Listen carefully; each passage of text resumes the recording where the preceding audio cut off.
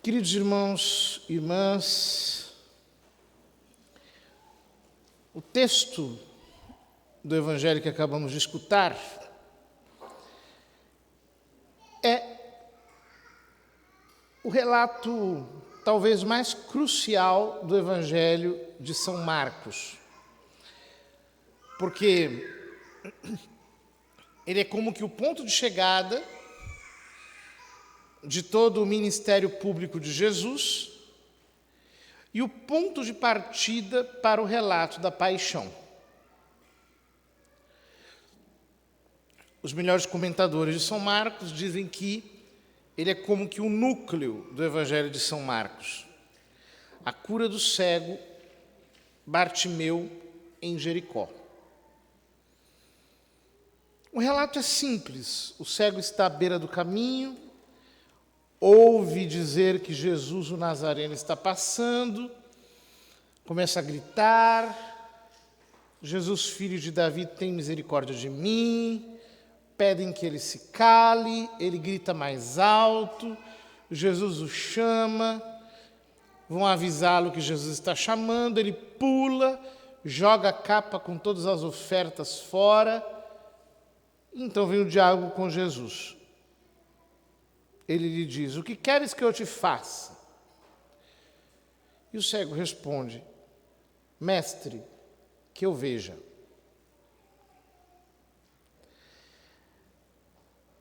É um pedido muito corajoso, o de Bartimeu. Porque ver, enxergar, é um desafio. Um desafio tão forte que a maior parte de nós não consegue fazer. Nós não nos damos conta disso. Nós não percebemos, por exemplo, o quanto nós somos seletivos naquilo que nós vemos. Por exemplo, acerca de nós. Nós achamos que nos conhecemos, nós temos a pretensão, até a presunção de sabermos quem nós somos, mas na verdade, isso não acontece. De vez em quando Deus dá uma graça e nós encaramos um defeito que nós temos,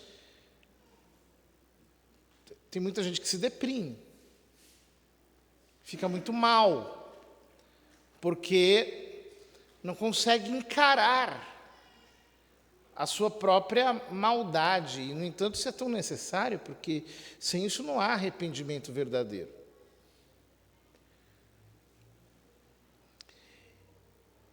A nossa geração, então, que é uma geração mimada, que é treinada desde muito cedo a dizer: eu não me arrependo de nada, tudo que eu faço está certo, o mundo é que está errado, eu vou juntar todo mundo que pensa igual eu no mesmo partido, então nós vamos fazer uma lei contra a adulterofobia, contra o roubofobia, contra a mentirafobia, contra, sei lá, qualquer pecado que um faça, mas ele quer se proteger naquilo. Então aí é mais difícil ainda, porque a pessoa cria uma retórica para proteger a sua consciência deturpada. E é muito difícil. É muito difícil a gente reconhecer que a gente está errado. A maior parte das pessoas não consegue. Se endurece, se solidifica, se cristaliza numa posição extremamente feroz. Mas, quanto mais agressiva é uma autodefesa, mais ela denuncia a consciência de que se está errado.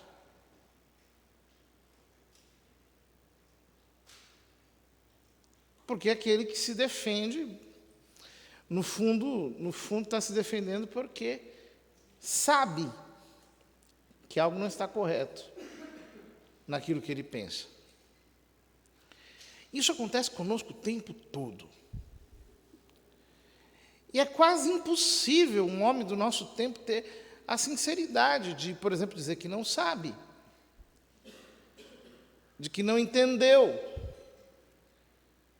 de que talvez não esteja percebendo tudo. Não. Hoje em dia todo mundo sabe de tudo, todo mundo percebe tudo, todo mundo já entendeu tudo. Cada um é como que uma espécie de papa. Já tem a realidade inteira esquematizada, ordenada na sua cabeça, de acordo com algumas imagenzinhas que foram adquiridas ao longo do tempo. Tudo isso por quê?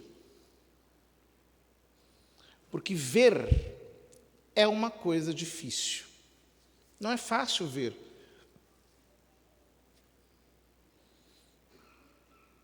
É muito complicado lidar com a realidade. Nós criamos filtros. Nós adquirimos óculos, lentes que distorcem a realidade, para que o nosso pensamento seja protegido da capacidade de apreender os fatos. Porque é mais confortável se enganar. Ora, eu estudei profundamente essas coisas porque eu sou professor entre outras disciplinas, eu sou professor de epistemologia, gnoseologia, que são matérias que estudam exatamente o processo do conhecimento. E que na filosofia mostram a complexidade desse processo, que parte dos sentidos para a formação de imagens, para a solidificação de conceitos, o como isso é complexo. É um processo muito difícil de realizar. E quando as pessoas têm um imaginário pobre, porque tem pouca cultura literária, porque não tem sensibilidade poética, não conseguem dominar imagens, conceitos, figuras. Então isso é mais difícil ainda, porque as coisas acontecem e nós não temos os instrumentos para interpretar os acontecimentos. Mesmo do ponto de vista mais individual, mais corriqueiro. É impressionante quando uma pessoa, por exemplo, tem uma ampla capacidade literária, cultura mesmo. Então, ela vê os fenômenos da vida a partir de certos personagens que ele aprendeu a conhecer nos livros que leu. Então é capaz de dizer, fulano está se comportando desse modo ou daquele outro modo, porque essas imagens estão como que flutuando no seu pensamento. É fácil, quando alguém tem uma ampla cultura literária, por exemplo, compreender os fenômenos da vida. Agora, se uma pessoa não tem nada disso, ela está como que perdida, as coisas estão acontecendo e ela não tem instrumentos para perceber os fatos que estão diante dela. Eu vejo, por exemplo, hoje em dia virou uma febre entre muita gente católica estudar moral, por exemplo. Eu sou especialista em teologia moral. Mas como as pessoas têm pouca cultura literária, então elas querem ficar enfiando as pessoas dentro de regras. E vira uma agressão absurda. Todo mundo o tempo todo decidindo o que é certo, o que é errado. E vira o leito de Procusto, aquele personagem mitológico grego que tinha uma cama. Quem fosse menor do que a cama, ele esticava até ficar do tamanho da cama. E quem era maior do que a cama, ele serrava para ficar do tamanho da cama. Né? Não dá certo. Fica tudo descompassado. Porque o ser humano não é um robô. Nós não organizamos o mundo como se fosse uma série de equações, assim, que as coisas vão se ajustando matematicamente. Não. É muito difícil. Na experiência pastoral, por exemplo, né? Digamos assim, tem um casal que está em pé de guerra. Aí vem a mulher e fala. Aí você fica com a impressão que o marido é um demônio. Aí depois vem o marido e fala. Aí você fica com a impressão de que a mulher é o demônio. Aí você fala, meu Deus, será que são dois demônios? Ou será que a coisa precisa ser melhor aqui compreendida? Bom, quem é experiente, quem tem capacidade de perceber que o ser humano exagera, que no momento de crise a gente é capaz de dizer coisas horrorosas, a gente relê a vida a partir de critérios equivocadíssimos. Então, consegue dar os descontos, fazer as adaptações, e você mais ou menos percebe, ele está magoado, o problema dele é esse aqui, aquele tal. Você consegue ajustar as coisas e dá certo. Porque a vida não é assim, você pegar um triângulo e tentar colocar dentro de um quadrado, pela via da agressão. Não é assim. Nós estamos lidando com geometria. Nós estamos lidando com situações vivas. Isso tudo é muito difícil de enxergar. É complexíssimo ver. Quando nós passamos para as questões, então, de ordem mais social, política, meu Deus, aí é mais difícil ainda. Porque é preciso conhecer história, é preciso conhecer profundamente os agentes, o que é encenação, o que é verdade. É preciso separar o que é emoção do que são fatos concretos. É preciso separar a realidade dos desejos, coisa extremamente difícil. A gente vê na vida, por exemplo. Às vezes a pessoa quer tanto uma coisa que ela imagina que o que ela quer está acontecendo diante dela. Então ela mete os pés pelas mãos, porque ela está vendo o que não existe.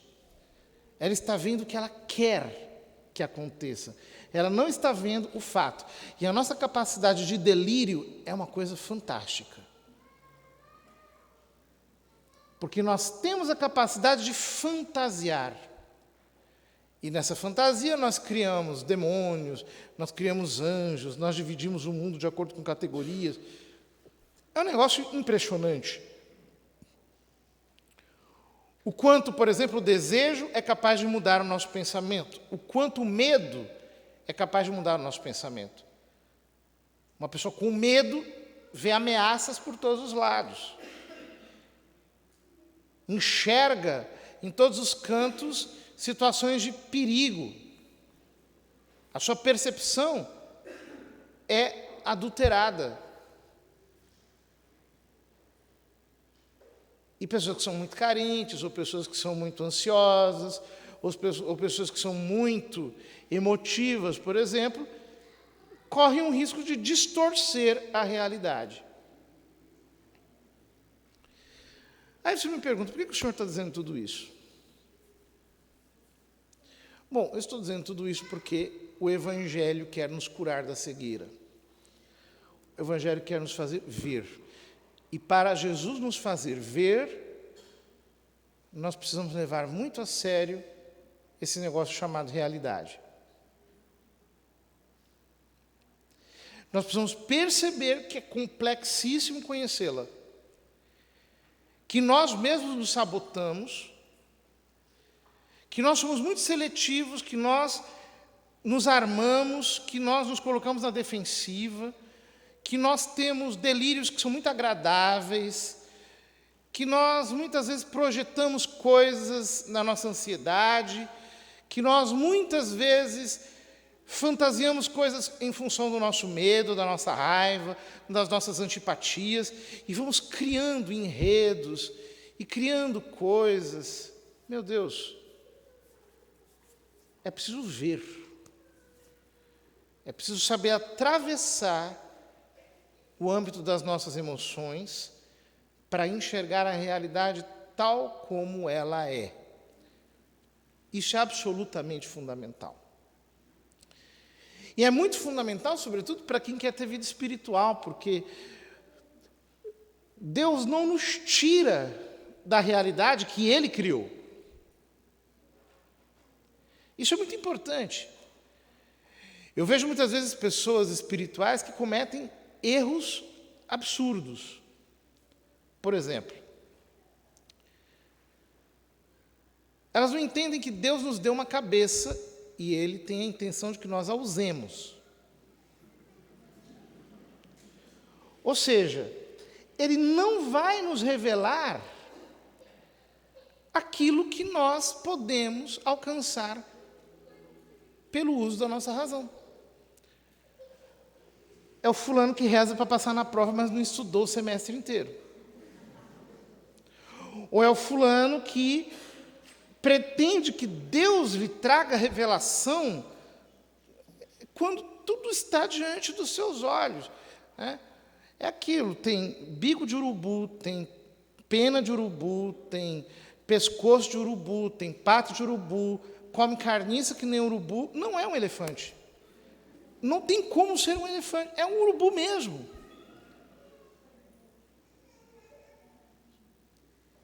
Mas nós, no nosso delírio, no nosso equívoco, porque a gente mistura tudo, então a gente acha, não, eu tenho que dar chance, as coisas podem ser diferentes, né? Tem gente que diz assim, a fulano vai entrar num relacionamento que você já sabe que aquilo não tem como dar certo. Mas a pessoa diz, não, mas Deus é tão bondoso, é tão misericordioso, vamos rezar, que vai dar tudo certo. Não tem como, porque Jesus já disse no Evangelho, não se colhem uvas de espinheiros nem figos de abrolhos. Mas quando a pessoa se engana, ela acha que não, que ela vai plantar espinheiro e por um milagre vai nascer figo. Ela acha que vai plantar abrolho e por um milagre vai nascer uva. Não vai. Não tem jeito. Aí a gente fala isso falando, você gosta de julgar os outros. Peraí, mas isso aqui não é julgar, isso aqui é ver com os próprios olhos. Se eu estou plantando banana, eu vou colher banana. É simples. Não é uma questão de julgar. É questão de realismo.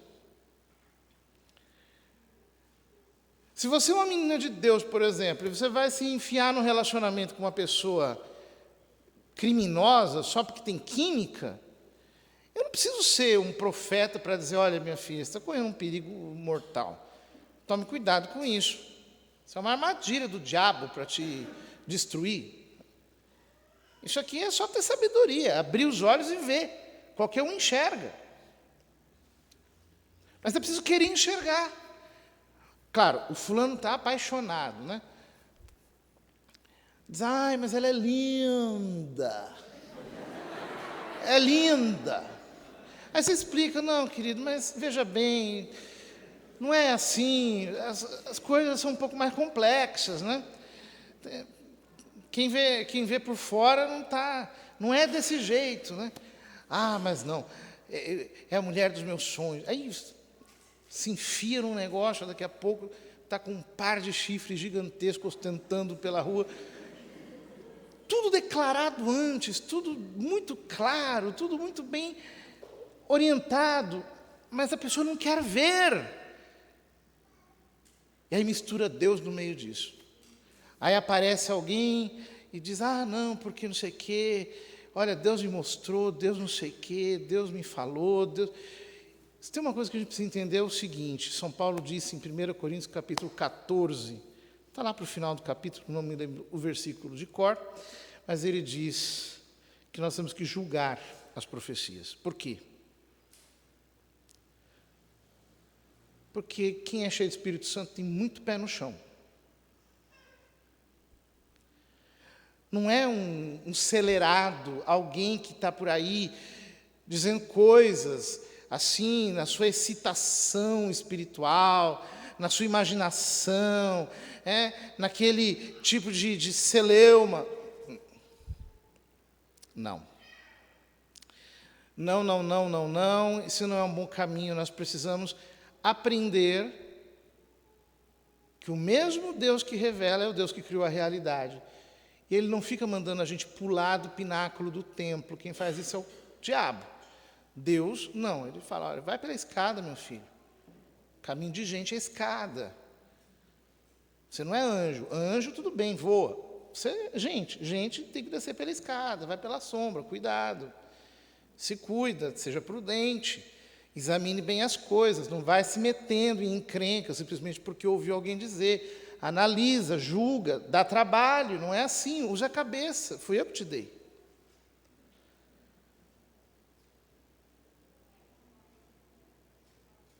Porque há muitas pessoas que sofrem defraudações espirituais. Eu me lembro de um rapaz que gostava muito de uma moça, né?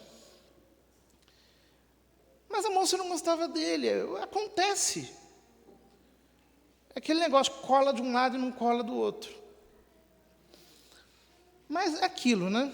Chegou uma irmã e falou, olha, Deus me mostrou vocês dois juntos. Pronto. Aí ficou aquele homem, anos, na expectativa de conseguir. E a vida vai passando. E a vida vai passando. Anos naquela esperança errada. Sendo que possivelmente o que aquela boa pessoa viu foi simplesmente um homem apaixonado. Ela viu um homem cheio de esperança e traduziu aquilo nessa linguagem espiritual equivocada. Como faz falta alguém realista do lado que diz, olha, não, desculpa, mas esse negócio está errado. Se a fulana diz que não quer, meu filho, é não. Aceita que dói menos. Vai para outra. Sai desse negócio. Por quê? Porque Deus, Ele não fica fazendo esse tipo de joguinho com as pessoas. Isso é pé no chão, é realismo. Isso é enxergar. Às vezes dói. Dói, porque a gente preferia ficar num sonho, ficar naquela expectativa. Mas assim, a vida passa. E se tem uma coisa que vai embora rápido, é a juventude. Acaba num piscar de olhos. Nós não temos tanto tempo assim. Nós não temos tantas chances assim. Nós não podemos nos dar o luxo de ficar a vida inteira esperando uma quimera, uma utopia. Como tem tanta gente que vive a vida inteira sonhando com um casamento dos sonhos, sonhando com uma família ideal, e se frustrando, e se machucando por causa disso, sendo que nada disso existe nem nunca vai existir. Esse conceito de felicidade, da maravilhosa terra de Atlântida, isso não existe. Aqui embaixo tudo dá trabalho. Tudo custa. Tem que ralar. Para as coisas darem certo, nós precisamos nos empenhar muito.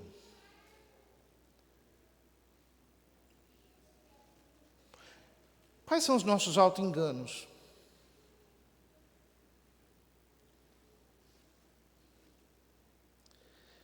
Quais são os nossos fanatismos?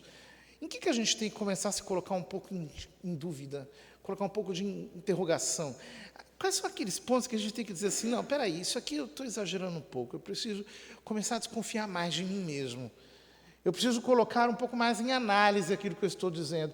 Vou escutar o contraponto, vou escutar alguém que me tire, de repente, das nuvens, vou escutar alguém um pouco mais concreto, mais realista, que me mostre que eu estou sonhando um pouco demais, que eu estou delirando. Onde é que está a minha mente? Deus quer que nós encaremos a realidade. Isso é bênção. Isso é graça. Ah, mas a realidade é que eu sou uma pessoa difícil. Aceita. E luta. Ajuda as pessoas a te ajudarem. Porque se a gente é muito suscetível, sabe? Aquela pessoa magoadinha, ofendidinha, que não aceita nada. Se você chegar e dizer, nossa, você é bobo, a pessoa fica mortalmente ofendida, nunca mais olha na sua cara, né? Fica 15 dias azeda, porque você disse uma coisinha de nada. Bom, quem é assim, está se protegendo da verdade. Quer tudo, menos ver. Não aceita ver. Não aceita se colocar em questão. O cristão, ao contrário, ele se coloca o tempo todo em questão. Ele sempre coloca uma interrogação por trás das suas afirmações. Ele sempre olha e diz assim, olha, quer saber? Talvez eu esteja errando. Eu não estou enxergando tudo. Eu só estou enxergando uma fração das coisas. Eu não estou percebendo a realidade por inteiro. Isso aqui dá trabalho, eu preciso ver, analisar, estudar, falar. Eu preciso da graça de Deus que me faça ver um pouco mais longe, penetrar um pouco mais naquilo que eu não consigo ver, que está na superfície. É difícil. Mas isso é cura. Vamos pedir a Jesus que Ele nos ensine a amar a realidade. Olha, eu conheço muita gente que está na igreja há décadas, em várias esferas, mas que quando você diz qualquer coisinha, qualquer ameaça que tente tirar a pessoa daquele mundo de ilusão, o fulano vira bicho, e vira um lobisomem para cima de você. Você não aceita. E a coisa fica difícil, porque se protegeu demais, gostou, fez a capelinha da cegueira. E gosta da cegueira, cultiva a cegueira. E faz uma congregação de cegos que enxergam as coisas do mesmo jeito que ele. E aí fica todos aqueles cegos se confirmando, né?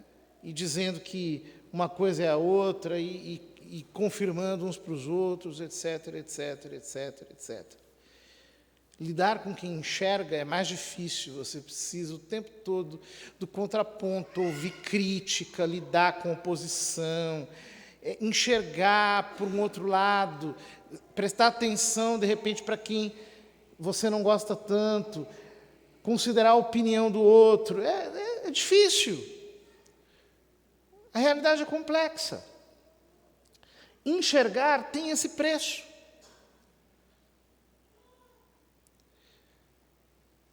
Vamos pedir a Jesus que Ele nos ajude a enxergar ainda nessa vida. É muito terrível que a nossa cegueira seja curada apenas no juízo particular. Já pensou? Você chegar no juízo particular, logo depois da sua morte, aí você percebe, meu Deus, eu passei a minha vida inteira enganado.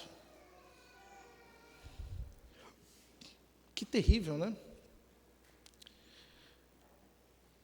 E aí Deus vai dizer, olha, eu passei a vida toda sua tentando te alertar. Eu mandei fulano, você ficou com ódio. Eu mandei ciclano, você se intrigou. Aí eu mandei Beltrano, você teve vontade de matar. E ninguém conseguiu. Porque você estava encapsulado nesse engano. E aí você começou a juntar gente que pensa exatamente igual a você, que infla o teu ego. E aí começaram a te confirmar naquilo. Aí não teve jeito, meu filho. você teve que morrer. Que nós não precisamos chegar a esse ponto, né? Que o Senhor nos faça ter a sinceridade de ver as coisas como elas são, para não precisarmos substituir a verdade por uma realidade inexistente, por uma realidade suplementar.